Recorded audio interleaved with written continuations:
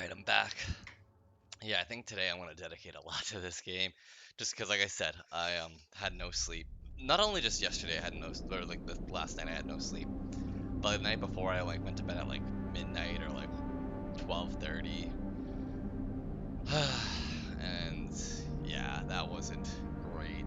Because I still wake up at like 5:30, and then having maybe 2 hours sleep. Because we went to bed around like 12:30, 1 o'clock in the morning, and our neighbors were loud, like in the hotel room, and then Krista fell asleep, which was great. Also, we had like we had two beds instead of one, and like you know, it'd probably be smarter to sleep in like two separate beds because we have all the room, but it's just kind of like when you're so used to sleeping with someone that you're just like it feels weird when like you're not sleeping next to them. So I was like, okay, well we'll take the small twin bed, like one of them, and then like Krista had all the room, so I was like, so I stayed awake from like I was in bed, I swear to God, for like 2-3 hours. I actually even heard one of the people that was at the wedding with me. I could hear him coming like by our room and like talking at like 3 in the morning. It was mad fucking loud. Oh my God, I was like, no, reset. Sorry, I had to reset something else. Sorry. I know that was supposed to sound like confusing a little bit, but yeah, but yeah, I don't know. I don't know. It was something, all right. But yeah, like I don't know. I feel like for like around like 4:30, I fell asleep and woke up at like 5:45, 6 o'clock, something like that. So like 1 or 2 hours of sleep, but like I do feel somewhat rested when I meditate. Like it's like kind of like meditation when you're like in bed, you have your eyes closed, and you try to sleep but you can't. It's like at least doing more for you than like being actually awake. It's kind of like this in between state. I've always felt like this whenever like I couldn't sleep. If I just like was in this meditative state, it was I don't know. It was I felt at least a little bit more well rested than doing nothing at all. Okay, so we're just gonna end the cycle. God. We're gonna need to get another fucking thingy soon. Like, drops by one. Okay. Ooh, we are gonna make some money. Let's make some money on the exchange. On the exchange. Alright, so let's see some hunter protocols. There's a hunter's nest right there. That we'll just put that, bypass it, extract it. Bada bing, bada booey. Alright, and now we need another hunter's nest. Two or three. I'm sorry, but my dice are just too good, baby. Um, this is a good day for me. Now that I'm stable, I feel like I get better dice when I'm stable. When I'm stable, when I'm not manic, I'm just so fucking great. Um, uh, I mean, I think it's just best just to like.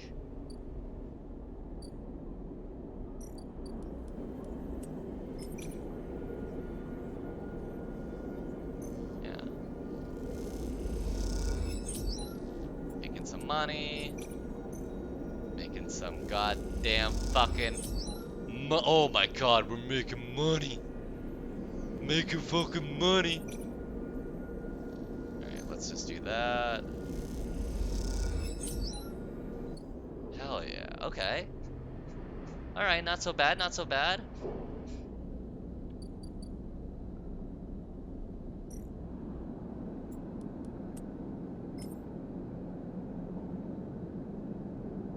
Could help. Wanna buy a drink?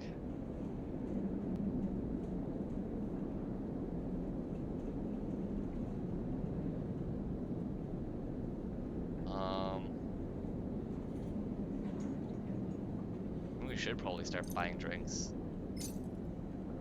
Let's grab a drink. We're fancy now. Oh, it's regular overload.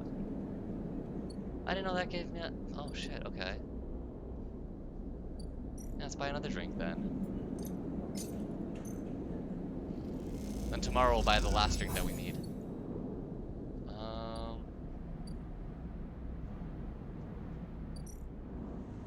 Shipyard.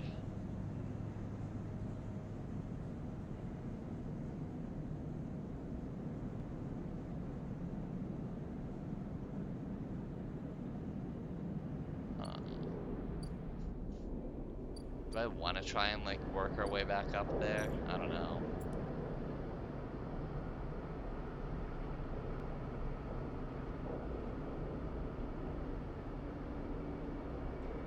Into it.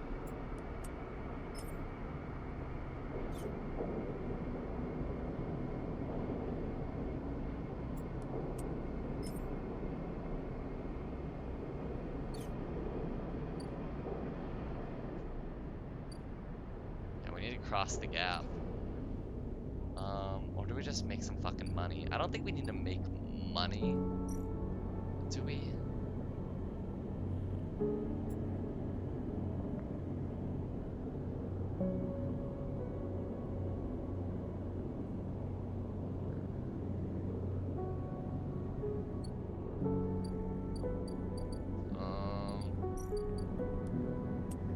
Let's help with this. Fine, fuck it.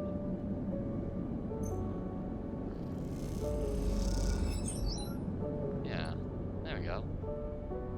We're doing good. Alright, end cycle.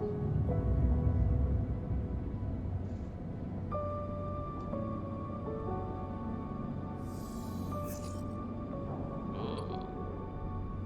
Okay, so let's go to sleep mode and hunter nest. That's a 2. So we'll bypass that and extract the data. Looking good. Alright, let's talk to Mr. Vending Machine. Where's Mr. Vending Machine? There you are. Hunter data. This is what you wanted, right?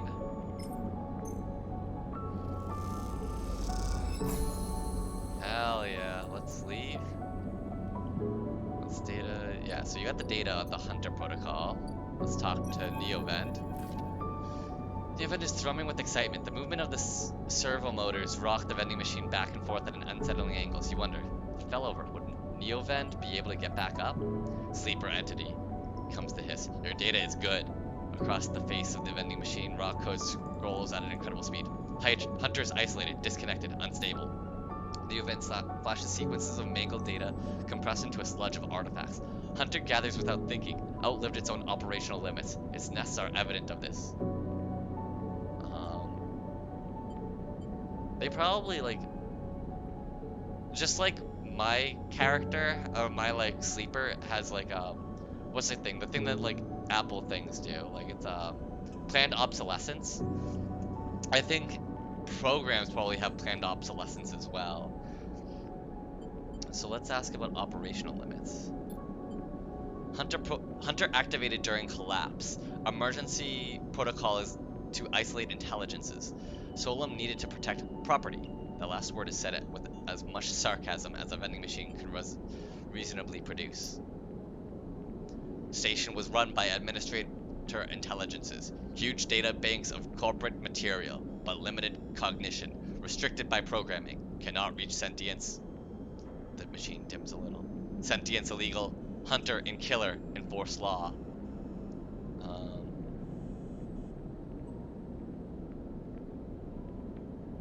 So we don't know about killer.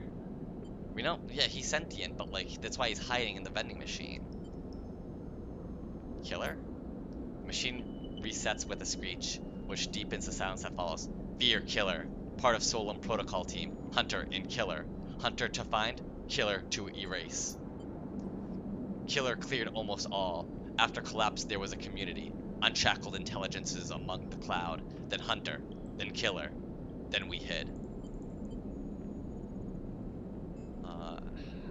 How did you... There probably isn't any others after this. Or if they are, they're hiding just as good as Neovend 33 is. How did you escape?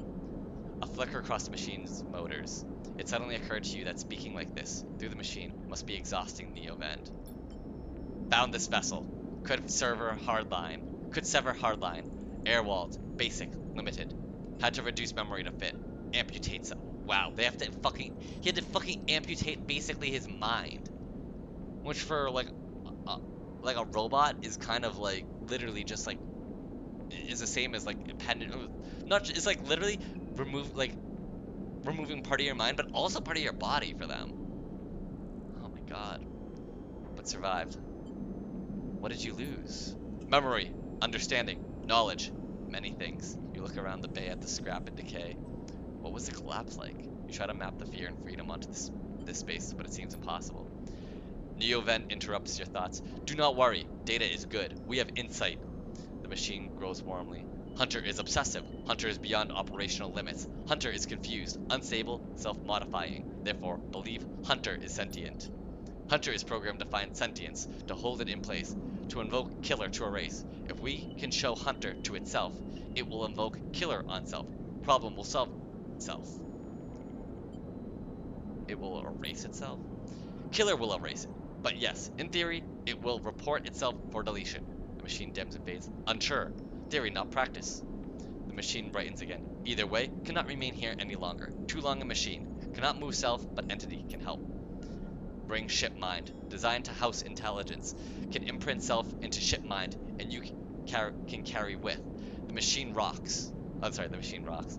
We'll be safe in this isolation. Then we find main nest of Hunter and link to Cloud. Are you sure it's safe? Hunter cannot access Airwall's ship mind. Safe. Also infinitely more memory than vending machine. Big upgrade.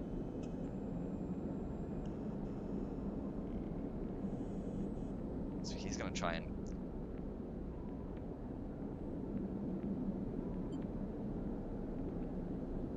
Huh. You try to think of places you could acquire the hardware. Is it gonna be easy? In ship mind, I can help us both. And Hunter.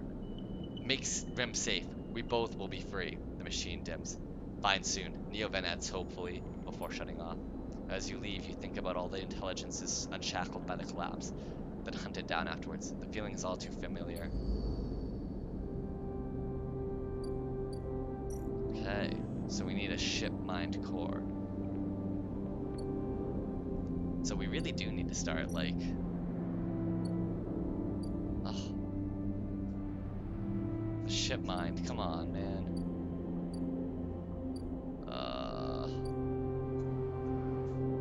Alright, do we make some money on the exchange?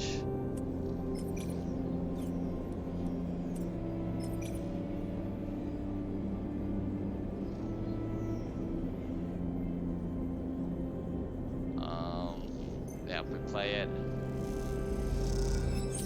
100. Hey, 119.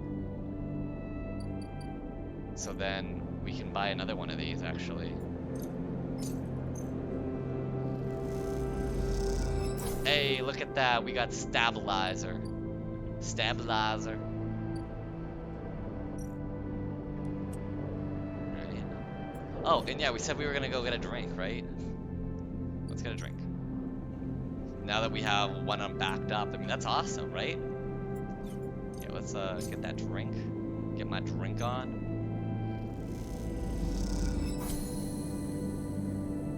There we go.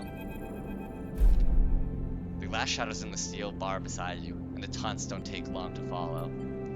Hey, Haunt, the spacer calls across the low room. What are you doing here? He laughs at his own lame joke. Playing human? Ignore him. You hunch a little further, staring at the hundreds of tiny impact points that scar the bar's surface. A hand falls on your shoulder, but as you flinch away, it pats reassuringly. You freeze in place. Out! Altala. Out, the voice comes from behind you, spat like a shot. You turn to see bright eyes, dark hair, and a stare that could breach the wall and vent you all into hard vacuum. As you turn back to the space, the second glass comes sailing through the air. Let's catch it. You reach up your hand and the glass shatters across your phone. Scour. Oh, ouch. It's showering in fragments.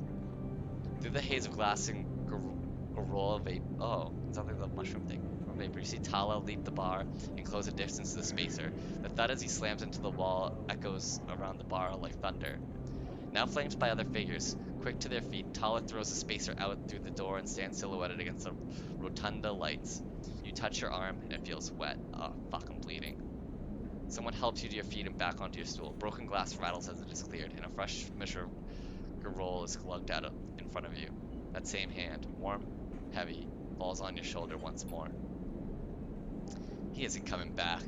We don't tolerate that kind of shit here. Tala flops onto the stool beside you. Let's get a look at you.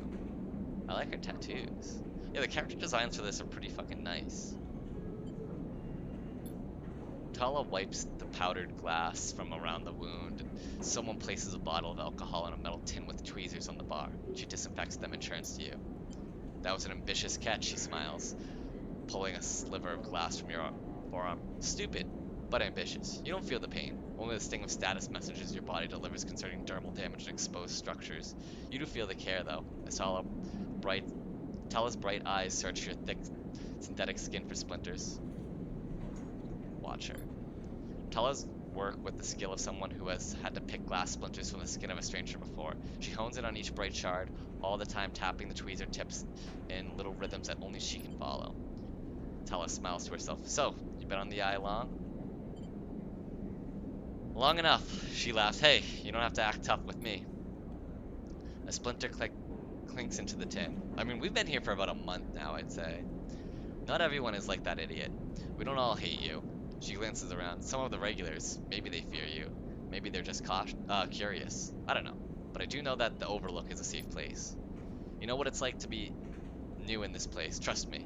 I know what it's like to be new in this place. Trust me. She meets your eye. I'm not trying to convince you of anything or separate you from your chits. I just want you to know that if you need somewhere, you can always come here. I know the rations we got aren't much and the company is, she leans in, limited. But if you need work, I'll happily put you behind the bar. And if you need shelter, well, we can discuss that. You'll be safe. I usually have Francis on the door, but he's up in the Greenway this cycle, haggling with our supplier. Francis tends to be particular about what we serve, even if the clientele isn't. Okay, so she'll pay me. She works her tweezers in the tin with the clink. That's you, sleeper. Here. She slides the glass of Garol to you. This'll help. She stops, her hand still on the glass. Wait, does this help? I mean, can you get drunk? Let's find out. She laughs. Just don't sit here too long. I'd hate to see you become a real regular. She walks back around the bar, gathering the glasses as she does, and before long is retelling how she threw that spacer out to a new group that just wandered in, complete with dramatic actions. Tala's cool. She gestures in your direction and you instinctively look away, back to the worn surface of the bar. You take a sip of the Garol. The earthy fungal tones. I love that everything's just funguses here.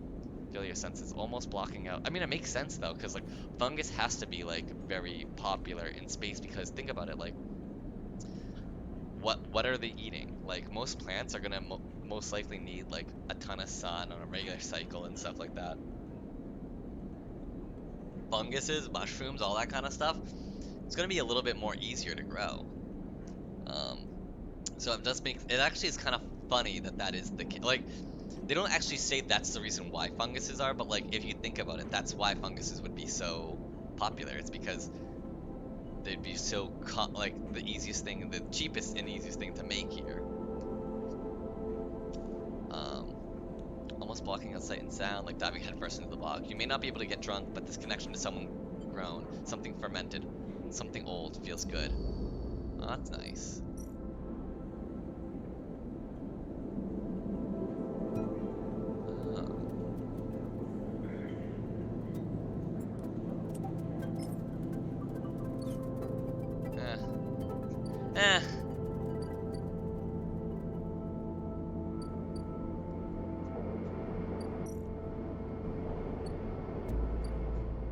Well, we need to get some money to go across the gap. But that's 150. That's a lot. That is a lot.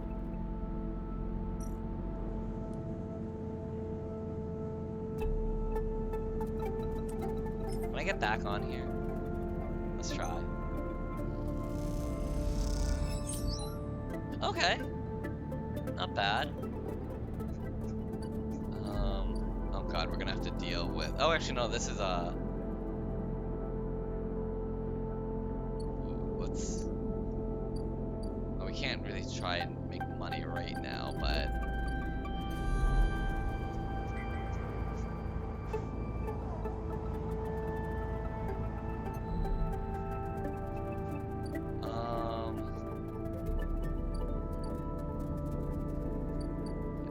The Ort Fabricator. So we need ship mine fragments to make that.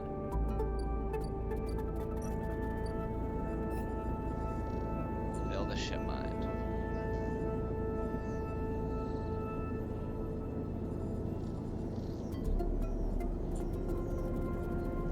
Buy or build the Neovenda ship mine. Okay, so I can.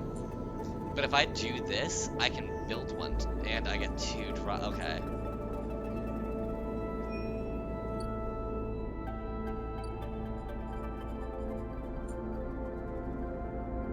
Wait for Sabine to make contact.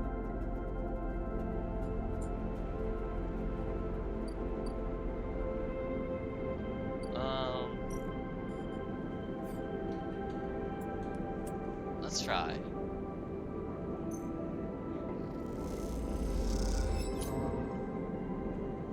Took some energy.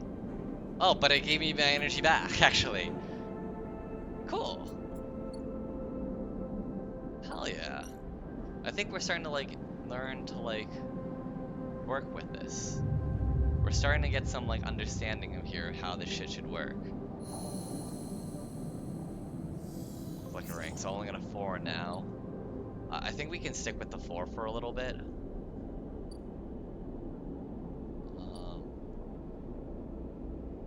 We're gonna have to deal with him soon. Fuck. Really don't want to have to deal with him, but I don't think we have much of a choice there. Port exchange. Here, let's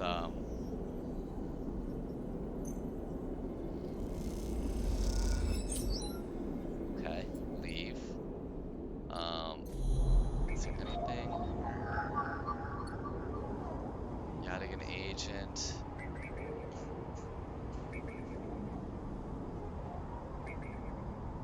Keynote. What do I need the Heavenage info for, though?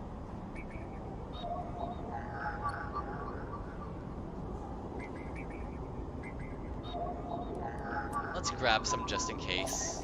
Oh, hell yeah, thank you. Just in case we need some in a little bit. Wake up. Alright, so we got 2 6s, so we should spend it on stuff that we think will be very handy.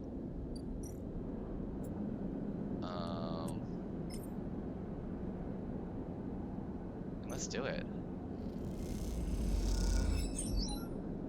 Ship shape.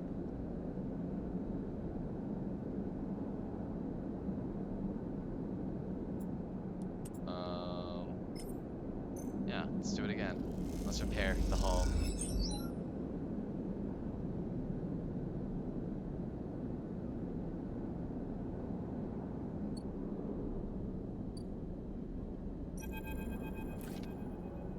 Ankeech is crouched in the computing core of the Ambergris, swearing to herself when you enter. She doesn't look up. These shits completely ruin the core's connectors when they cut it. She holds a thick fistful of ragged wires. The ship mine they ripped won't even be usable without replacing these. She throws the bundle of wires across the room. Amateurs.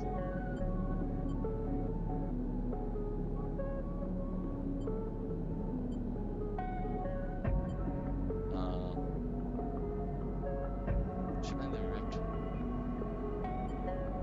Who took it? She stands. If I knew, do you think I'd be wadding around in here rather than out there with my boot on their neck? She sighs. Yadigan? Some spacer crew? No way to know. But they got in with one of my crew's access chips, so they either killed him, robbed him, or he was in on it. No good options. Kitty climbs out of the cooling well where the ship mine should be. The space suddenly crowded with her on the same level as you, towering over you as she stomps beneath the low curved ceiling. Come on, nothing to be done here now. She leads you back through the guts of Amber. could find the way back yourself. The repair process has left you familiar with the cutter's idiosyncratic layout, all diagonal angles and bundled tubes. What do we do now? Akita seems lost in thought, and you focus on the corridors, ducking below conduits and passing through bulkheads. Eventually, you arrive in the galley, though it's hard to tell. Most of the benches and prep surfaces are covered in half-stripped components and welded hull patches. Akita shoves a box of filters to the floor and sits. There's no way around it. She starts out of nowhere. We need a new ship mind. I can salvage one. I like your confidence, Sleeper. Maybe if we check the ore exchange or speak to some scrap dealers. She rubs her forehead. It seems I'm about to do something very stupid. But hey, I came here, didn't I? Why not make a run of it? She fixes you with a hard stare. Sleeper, you're all I got. No crew, no friends. You're it. She looks uncomfortable. I appreciate the time you've put in on Amber, and I'm sure she would too, if she could. What I'm saying is if you screw me on this, I will kill you. She leans over and hands you a stack of shits. A big stack of shits. You don't dare to count them. Get me that ship mind, Sleeper. Don't make me regret this.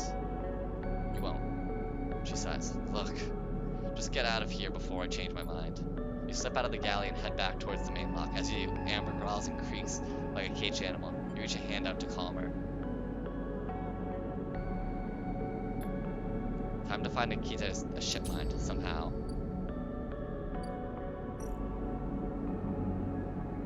Okay, gotta find a ship mind now. 4 of those. Get, oh, scrap fighter.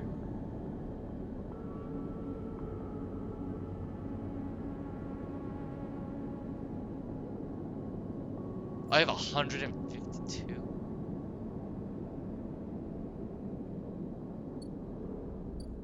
Oh my god, they just gave me all that money. Fuck. Okay. Shit.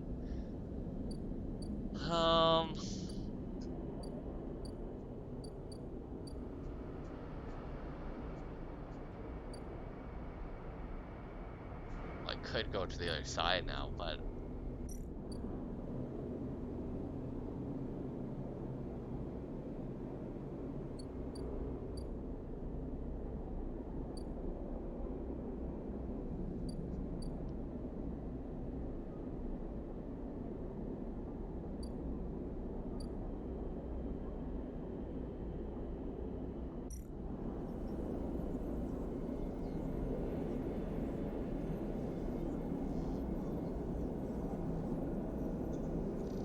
component.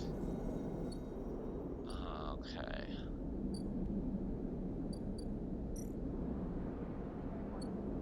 Merchants.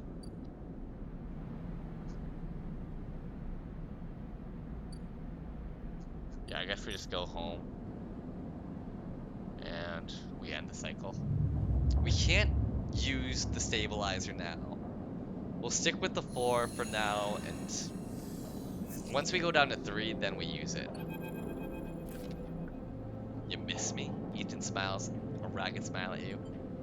No. You look at him. He is paler than usual, hunched. He's sporting a black eye and more than a few cycles of beard growth. That's no way to greet an old friend. Friend? Well, he pauses. Colleague? He smiles weakly. This is big. Really big stuff about you. He seems more jittery than usual. This is big. Really big stuff about you. You remember now how SNR canceled the contract on you? The contract I was going to collect? I remember. Well, I'm guessing you were pretty happy about that shit. Overjoyed. Me? I lost everything. But let's not worry about that. He smiled sarcastically. And so what did you think? That was it? Stay silent. Well, it was. Except... Ethan leaves a dramatic pause. What if old SNR gave the bounty to someone else? Someone who was even more of a shithead than yours, truly. He smiles darkly. What a disaster that would be. Who? Ethan grins. That's a question, isn't it? Ethan fishes around in his pockets for a slip of paper. I've been speaking to some friends, you see. Some colleagues about what went down. And it turns out SNR canceled all of their bounty contracts. The whole lot. seems they've brought someone in-house. They've brought someone in-house. Some guy who did so well on their last contract that they got offered a job. He leans in. Apparently he made a hit on the ship called the Winter Wonderland. Oh my god, is that the one that from the shipyard? It was smuggling sleepers out from under SNRP's big corporate nose. He killed the crew and blew the ship, Ethan whistles. They called him Hemwick or Maywick or something. No wonder fucking the shipyard guy was like, I'm good. I don't want to deal with you anymore. This fucking Hemwick or Maywick or whatever, the Winter Light. Yeah, of course he doesn't want to deal with me. Yeah, you mean the Winter Light? That's it. He looks at you hard. So you do know about all this. He pats you on the shoulder. They'd be very happy to hear what I'm about to offer you. Ethan runs his hand through his greasy hair. Given this new information I brought to light, it seems like you are in need of protection. Wait for the pitch. I, meanwhile, am in need of assistance in kind. It turns out I upset some people at the compressor the last time we were there, the owners, and they say they'll space me unless I work off the debt. Seems they are that kind of businessmen, he grimaces. I would pay them, but... He shrugs and turns his jacket pockets inside out in a mime of poverty. He looks pitiful, even more so for his clownish acting. Then work it off. You should be glad, the anger rising in him now, that I came here and told you this. You think anyone is looking out for you? You're a contract, a name on a list. He kicks the wall. Ethan rubs his temples. I'm sorry. I'm sorry for being a shit and trying to kill you and whacking that thick skull of yours, he sighs. Think I want to go up against this guy? But us, he jabs a finger between the two of you. We don't have a choice. So you keep me from getting killed, and I'll do the same for you. We can help each other. A straight 50-50 deal, he looks at you. I'm not asking for a favor. I'll think about it, Ethan nods. I'm at the compressor. Every cycle. Working. Just think about Maywick. Think about the cold-eyed SNRP shit on his way here from the core systems. He smiles. That should give you the motivation you need. Ethan swaggers off down the corridor, throwing his jacket over his shoulder. Can't wait to be working with you, he shouts. Fuck.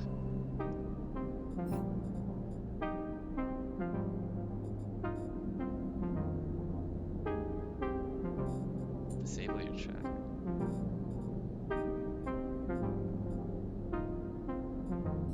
Do I have any? No, I don't have any. Okay.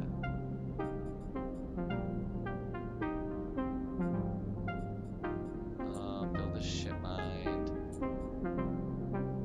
Find a ship mind. Everything needs a ship mind. Ship minds are so. The compressor.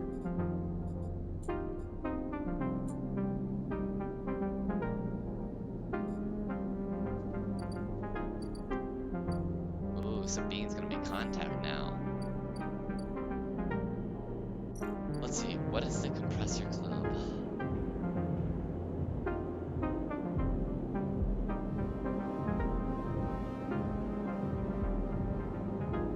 Ooh, that's really good to dealing with the debt.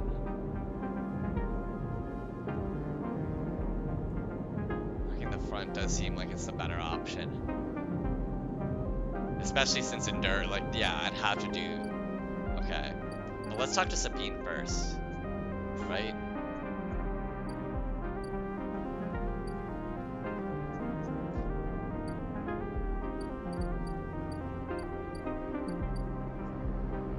What happened to fucking... Where's Fang? Where the fuck is Fang?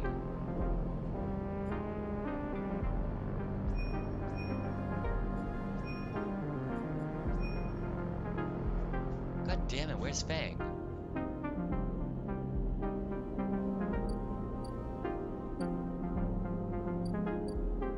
Word fabricator.